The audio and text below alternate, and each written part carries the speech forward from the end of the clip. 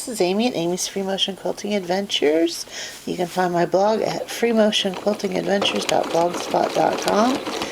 And we're doing a series right now on grid-based designs. And so I am stitching out a grid. I have marked it with my stencil. I used a purple disappearing ink marking pencil marker.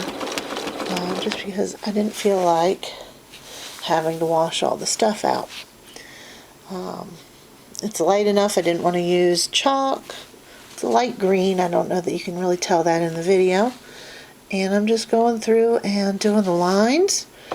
I've already done one direction. I'm going back across in the other direction. Occasionally I'm filling in some of the spots just to travel. I'll try not to jar my video camera here. I need to kind of rotate around. I'm going to stop right at that intersection of that sewing line and pivot my work a little bit just so I can see that line a little bit better. I had it up under the foot where I couldn't see where I was going, so move it over just a little bit.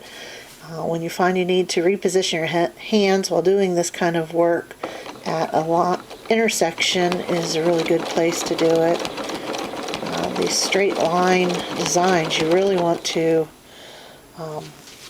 keep as straight as you can because your eye will really follow that straight line. And I'm stopping right here. This is where I have not done any stitching on these other lines. I'm going to do a different design there, and I'll show that to you later. I'm going to go ahead and come up and just go across. And I'm doing it in a side-to-side motion and a little bit of an angle, but primarily a side-to-side motion because I don't like the quality of my stitches when I stitch in a backwards motion, when I'm pulling the fabric towards me. I just don't like the stitches quite as well. Usually on the front it's fine, but on the back there's a little bit of a difference.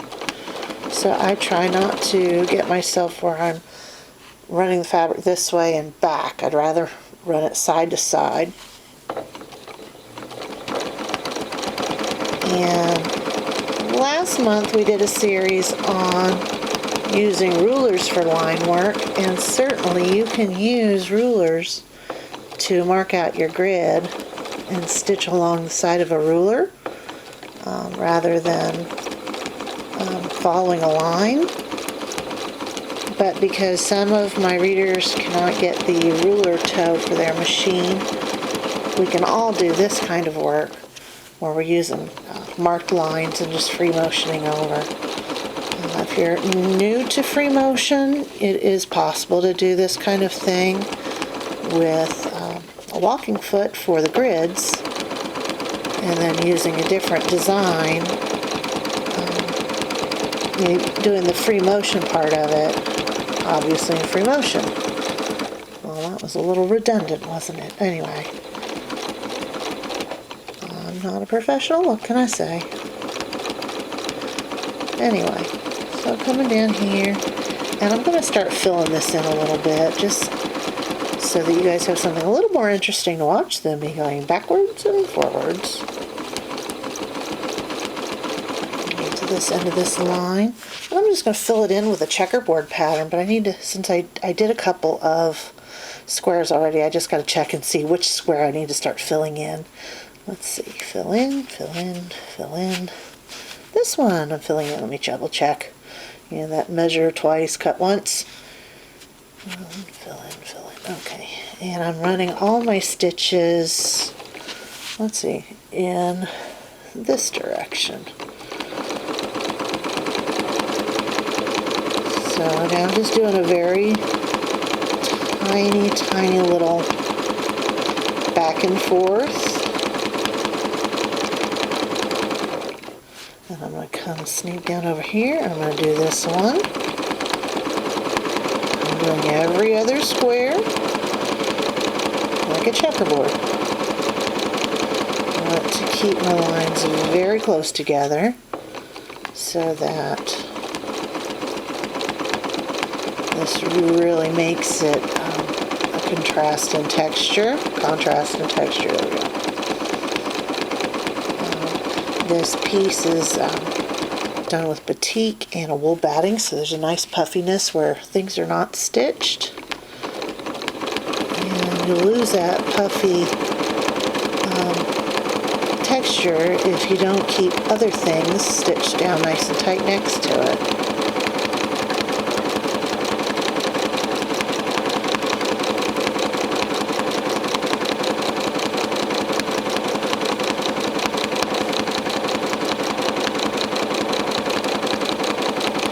So all on the blog this month, the month of June, we're doing grid-based designs.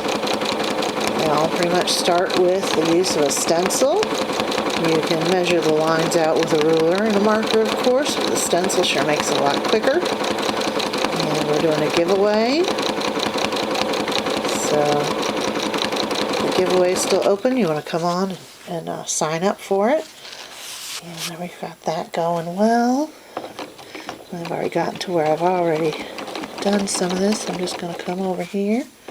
There's a little bit of backtracking involved in these designs, but not too much.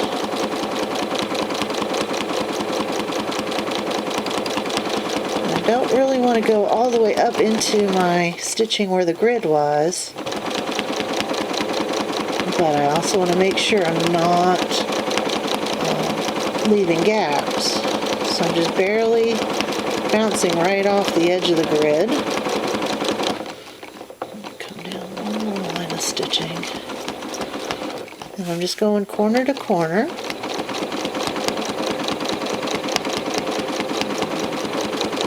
This piece I'm working on is just a very simple whole cloth design that I doodled up for this project.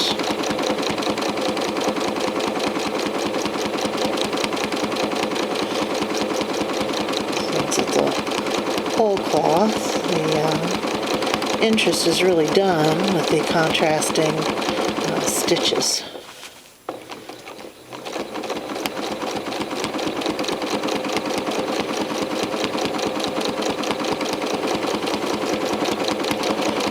This is very fine work, so you want to make sure you're not getting too big of stitches. You want to keep them pretty small. When you're doing small, close-in work, if your stitches are too big, you'll end up with things that look very jiggly and jagged. Try like that. Look at that there. I'm going to sneak down in here and just go back in. You can do that. Left it a little open, so I went back through. Pick up a little more speed here.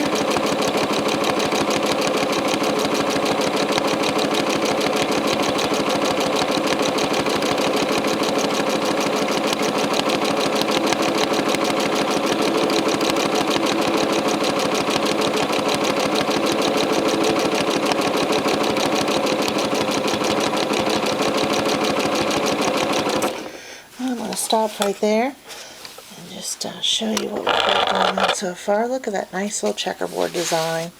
Really looks great. I'm going to turn the light on my sewing machine off. It puts a little shadow right there.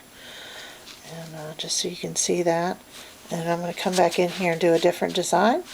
Hopefully, I'm going to edit a couple of videos together so you can get a better sense of what I'm doing. Anyway, I hope you enjoyed watching. Come to the blog and read all about what we're doing. It's Amy's Free Motion Quilting Adventures. You can find it on the internet at www.freemotionquiltingadventures.blogspot.com. Thanks for watching. Bye-bye.